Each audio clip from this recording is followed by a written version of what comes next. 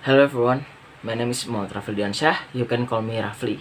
Today, I will talk about 5 topics: advertisement, expressing opinion, modal verbs and requests, comparison and adjective, and presentation and how to read charts. These topics are important for good communication in English, and I am excited to share what I've learned with you. Let's go.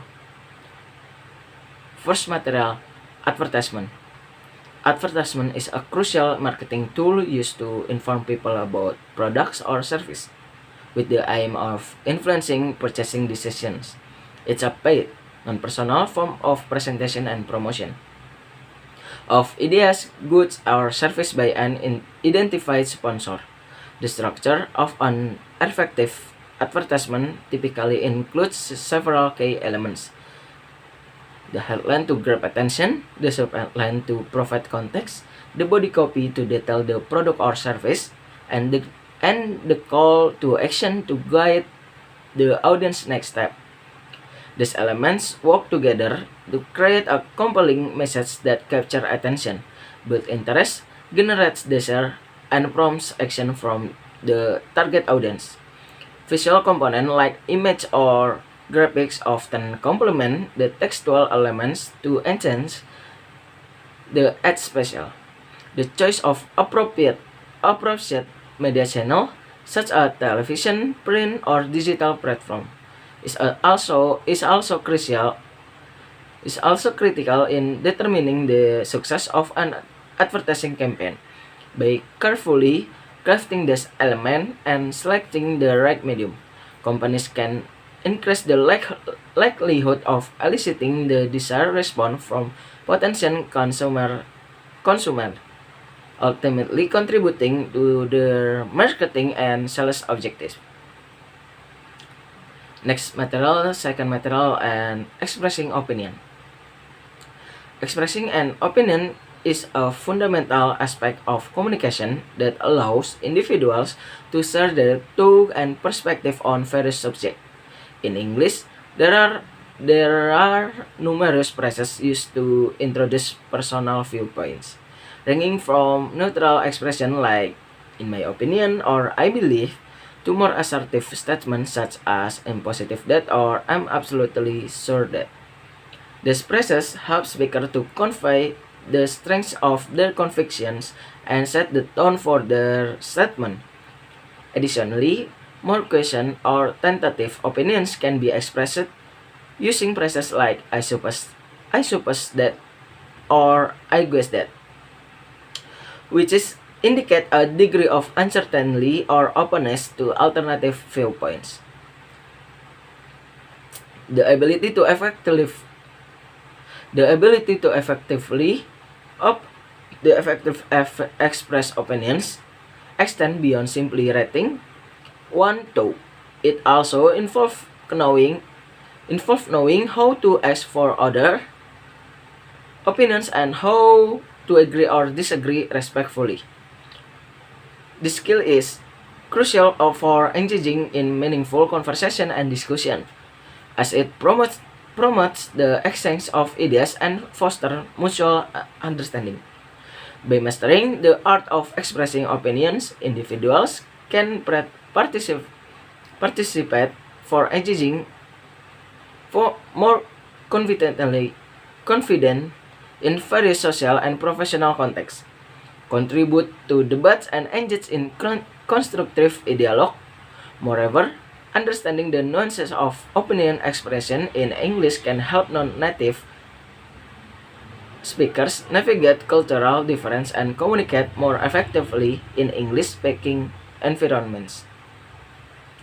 Next material, and modal verbs and requests. Modal verbs play a crucial role in this English language, serving as auxiliary verbs that express various concepts such as ability, permission, possibility, and request.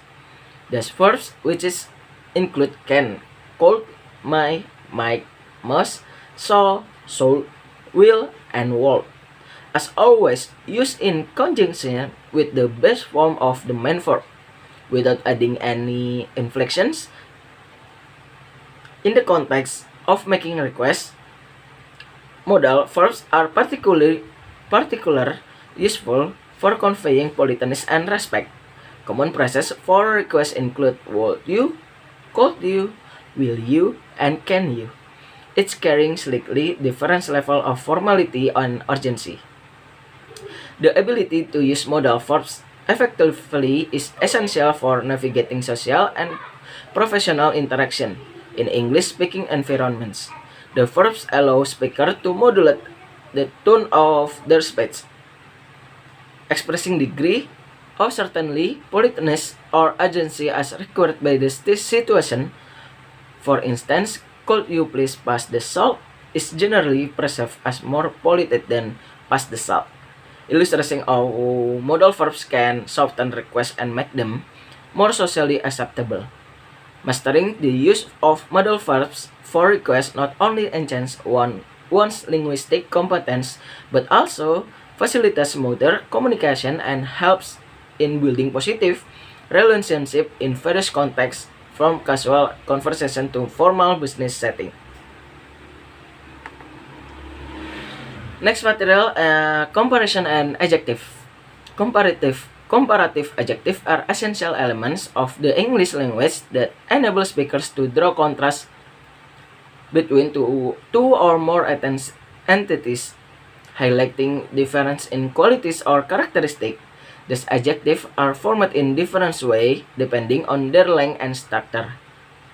For short adjective, the suffix "er" is typically added to create the comparative form, as in faster or taller. In contrast, longer adjective or those ending in specific suffix generally use more before the adjective, such as more beautiful or more intelligent. The word "then" is commonly employed to complete the comparison, as in she is taller than her sister, or this book is more interesting than that and than the last one. The use of comparative adjective extend beyond this simple comparison to expressing gradual change or trends over time. This is achieved by repeating the comparative form, as in the child is getting taller and taller. For short adjective, or using more and more for longer one, like the situation is becoming more and more complex. Mastering the correct usage of comparative adjective is crucial for effective communication, as it allows for precise description and clear expressions of relationship between different objects, people, or concepts. This skill particularly valuable in various contexts, from casual conversation to academic writing and professional presentation, where the ability to articulate comparison and convey nuanced meanings can significantly enhance the clarity and impact of one's message. Last material, presentation and how to read charts. When giving a presentation or reading charts, having structure is important. For presentation, use SPAM: situation, purpose, audience, and method. This helps in planning and delivering effectively. Use clear phrases of introduction, outlining your talk, engaging your audience, and summarizing point. For reading charts, follow the steps. Identify the topic, understand what's being measured, know how it's measured, check color, and summarize. Different charts like pie charts, bar graphs, line graphs show different data and relationship.